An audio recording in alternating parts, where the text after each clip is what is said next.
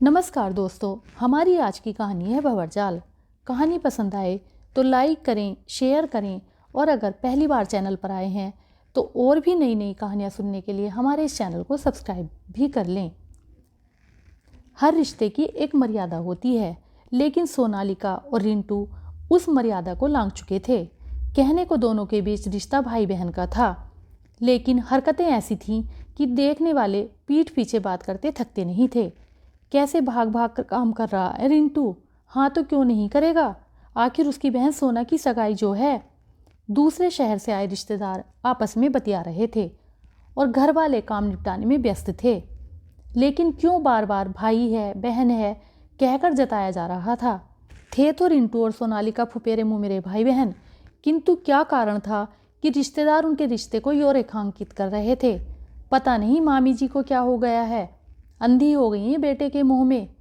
और क्या बुआ जी भी नहीं देख पा रही कि सोना क्या गुल खिलाती फिर रही है। बड़ी भाभी सुबह नाश्ता बनाते समय रसोई में बुदबुदा रही थी। रसोई में काम के साथ चुगलियों का छोक काम की सारी थकान मिटा देता है। साथ में सब्जी काटती छोटी मामी भी बोली, हाँ कल रात देखा था मैंने कैसे एक ही रजाई में रिंटू और सोना, सबके सामने, कोई टोकता नहीं उन्हें। अरे मामी, जब उन दोनों को कोई आपत्ति नहीं, उनकी माताओं को कुछ दिखता नहीं, तो कौन अपना सिर ओखली में देकर मूसली से कुटवाएगा। बड़ी भाभी की बात में दम था। रिश्तेदार पीठ पीछे बात करते नहीं थकते, परंतु सामने बोलकर बिल्ली के गले में घंटी कौन बांधे। जो हो रहा है होने दो, मजा लो, बातें बनाओ और तमाशा देखो। जब से सोनालिका किशोरावस्था की पगडंडी पर उतरी, तभी से उसके मेरे भाई उससे 12 वर्ष बड़े रिंटू ने उसका हाथ थाम लिया।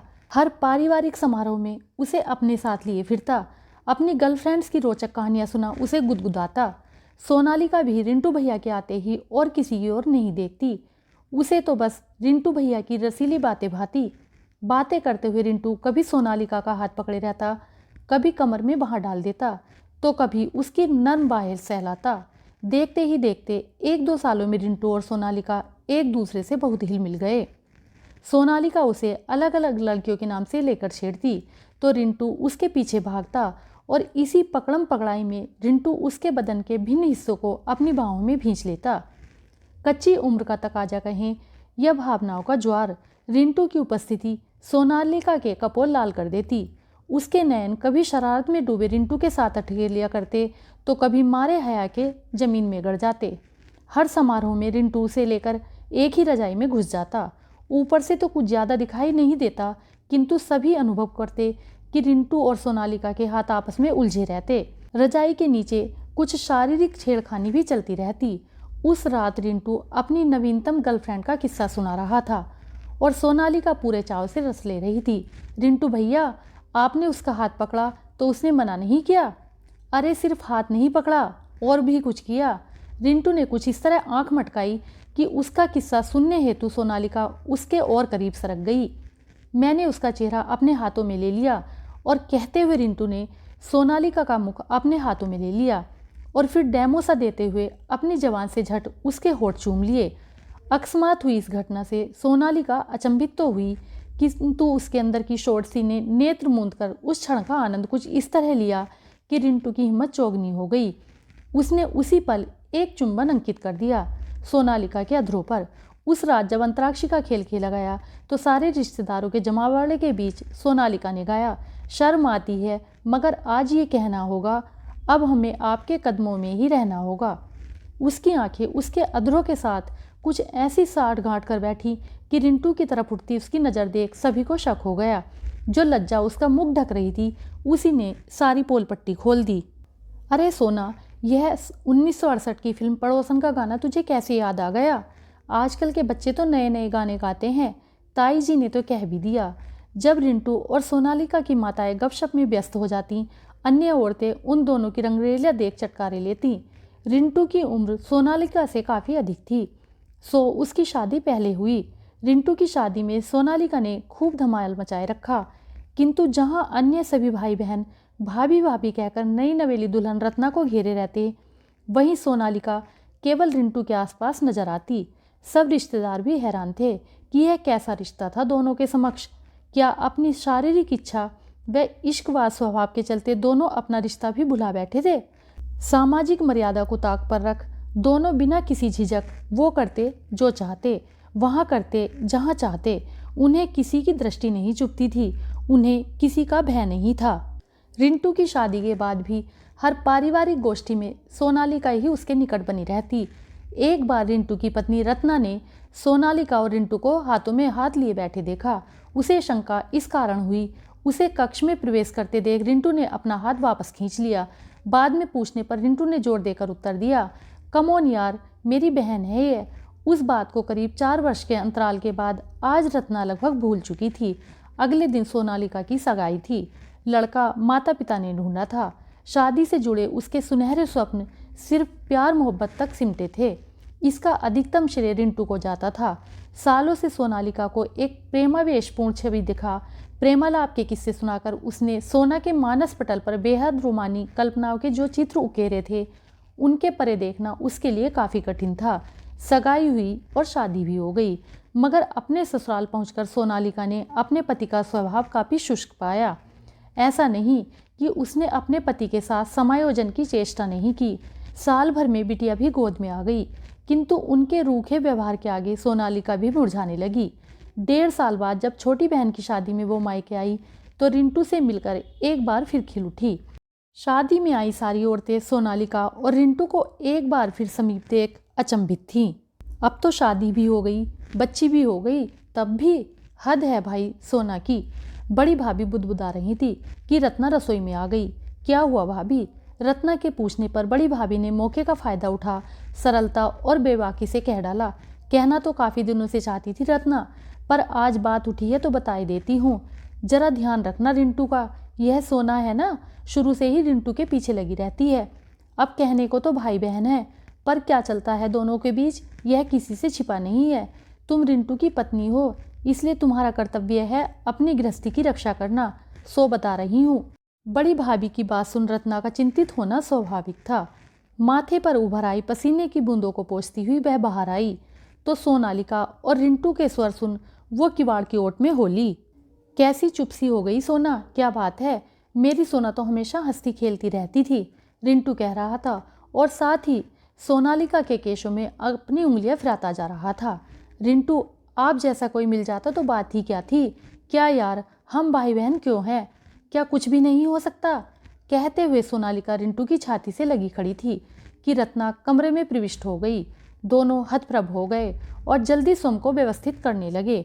भाभी आओ न, मैं रिंटू भैया से कह रही थी कि इतना सुहावना मौसम हो रहा है और ये है कि कमरे में घुसे हुए हैं, चलो न छत पर चलकर कुछ अच्छी सी सेल्फी लेते हैं।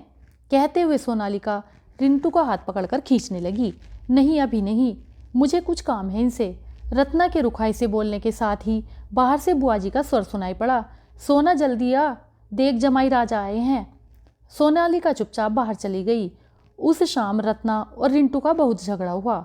बड़ी भाभी ने भले ही सारा ठीकरा सोनालिका के सिर पर फोड़ा था, पर रत्ना की दृष्टि में उसका अपना पति भी उतना ही जिम्मेदार था, शायद कुछ अधिक, क्योंकि वह सोनालिका से कई वर्ष बड़ा था। आज रिंटू का कोई भी बहाना रत्ना के गले नहीं उतर रहा था, पर अगली दोपहर फिर रत्ना ने पाया कि सोनालिका सेल्फी ले रही थी और इसी बहाने उसका व रिंटू का चेहरा एकदम चिपका हुआ था। ये कार्यकलाप भी सभी के बीच हो रहा था। सभी की आंखों में एक मखौल था, लेकिन होठों पर चुप्पी। रत्ना के अंदर कुछ चटक गया। रिंटू की ओर उसकी वेदना भरी दृष्टि भी जब बेकार हो गई, तब वह अपने कमरे में आकर निढाल होकर बिस्तर पर लेट गई। पसीने से उसका पूरा बदन भीग चुका था। आंख मूंदकर कुछ क्षण यूं ही पड़ी रही, फिर अचानक ही उठकर रिंटू की अरमाली में कुछ टटोलने लगी और ऐसे अचानक ही उसके हाथ एक गुलाबी लिफाफा लग गया, जैसे इसे ही ढूंढ रही थी। वह फौरन खोलकर पढ़ने लगी, रिंटू जी, कम से कम यहाँ तो आपको भैया कहने से मुक्ति मिली। मैं कैसे समझाऊं अपने मन को? यह है कि बार बार आपकी ओर लपकता है, क्या करूं? भावनाएं हैं कि मेरी सुनती नहीं, और रिश्ता ऐसा है कि इन भावनाओं को अनैतिकता की श्रेणी में रख दिया है। यह कहाँ फंस गई मैं? जब से आपसे लो लगी है, अन्य कहीं रोशनी दिखती ही नहीं। आपने तो पहले ही शादी कर ली और अब मेरी होने जा रही है। कैसे स्वीकार पाऊंगी मैं किसी और को? कहीं अंतरंग पलों में आपका नाम मुख से निकल गया तो सोचकर ही कांप उठती हूँ। कुछ तो उपाय करो। हर पल आपके प्रेम में सराबोर, बस आपकी सोना। रत्ना के हाथ कांप गए, प्रेम पत्र हाथों से छूट गया, उसका सिर घूमने लगा। भाई बहन में ऐसा रिश्ता? सोच सोच कर रत्ना थक चुकी थी। लग रहा था उसका दिमाग फट जाएगा। हालांकि कमरे में सन्नाटा बिखरा था, पर रत्ना के भीतर आंसू ने शोर मचाया हुआ था। इस मन मस्तिष्क की उहापोह में उसने एक निर्णय ले लिया। वह उसी समय अपना सामान बांध मायके लौट गई। सारे घर में हलचल मच गई। सभी रिश्तेदार गुपचुप सोनालिका को दोषी ठहरा रहे थे, लेकिन सोनालिका प्रसन्न थी। उसकी राह का एक रोड़ा स्वयं ही हट गया था। इसी बीच शादी में शामिल होने पहुंचे सोनालिका के पति के कानों में भी सारी बातें पड़ गईं। ऐसी बातें कहाँ छिपती हैं भला? जब उन्होंने अपनी पत्नी सोनालिका से बात साफ करनी चाहिए तो उसने उल्टा उन्हें ही 4 बातें सुना दी। आपकी मुझे कुछ भी बोलने की हैसियत नहीं है। पहले रिंटू भैया जैसा बनकर दिखाइए, फिर उन पर उंगली उठाइएगा। भन्नाती हुई सोनालिका कमरे से बाहर निकल गई। हैरान परेशान से उसके पति भी बरामदे से जा रहे थे कि रत्ना के हाथों से उड़ा सोनालिका रिंटू का प्रेम पत्र उनके कदमों में आ गया। मानो सोनालिका की सारी परतें उनके समक्ष खुलकर रह गईं। उन्हें गहरी ठेस लगी। गृहस्थी की वह गाड़ी आगे कैसे चले जिसमें पहले से ही पंचर हो? दिल कसमा सा उठा, मन उचाट हो गया। किसी को पता ही नहीं चला वे कब घर छोड़कर लौट चुके थे। एक अवैध रिश्ते के कारण आज 2 घर उजड़ चुके थे। रिश्तेदारों द्वारा बात उठाने पर रिंटू ऐसी किसी भी बात से साफ मुकर गया। कैसी बात कर रहे हैं आप लोग? शर्म नहीं आती? सोना मेरी बहन है। लेकिन प्रेम पत्र हाथ लगने से सारी रिश्तेदारी में सोनालिका का नाम बदनाम हो चुका था। इसका भी उत्तर था रिंटू के पास। सोना छोटी थी, उसका मन बहक गया होगा, उसे समझाइए। अब वह एक बच्ची की माँ है, यह उसे शोभा नहीं देता। पुरुष प्रधान समाज में एक आदमी ने जो कह दिया, रिश्ते नातेदार भी उसी की मान लेते हैं। गलती केवल औरत की ही निकाली जाती है। प्यार किया तो क्यों किया? उसकी हिम्मत कैसे हुई कोई कदम उठाने की? और फिर यहाँ तो रिश्ता भी ऐसा है कि हर तरफ थू थू होने लगी। सोनालिका एक कमरे में बंद, अपना चेहरा हाथों से ढांपे, सिर घुटनों में टिकाए जाने कब तक बैठी रही। रात कैसे बीती पता नहीं। सुबह जब मेहरी साफ सफाई करने गई तो देखा सोनालिका को कोई सामान घर में नहीं था। वह रात को 2 अटैचियों में सारा सामान, जेवर, पैसे लेकर चली गई थी। महीनों तक उसका पता नहीं चला कि रिंटू और सोनालिका कहाँ हैं। दोनों घरों ने कोई पुलिस रिपोर्ट नहीं कराई, क्योंकि दोनों घर जानते थे कि सच्चाई क्या है। फिर उड़ती उड़ती खबर आई कि मनाली के रिजॉर्ट में दोनों ने नौकरी कर ली है और साथ साथ रह रहे हैं, पति पत्नी की तरह या वैसे ही, कौन जानता है। तो दोस्तों, कहानी कैसी लगी कमेंट करके बताएं। कहानी सुनने के लिए आपका बहुत बहुत धन्यवाद।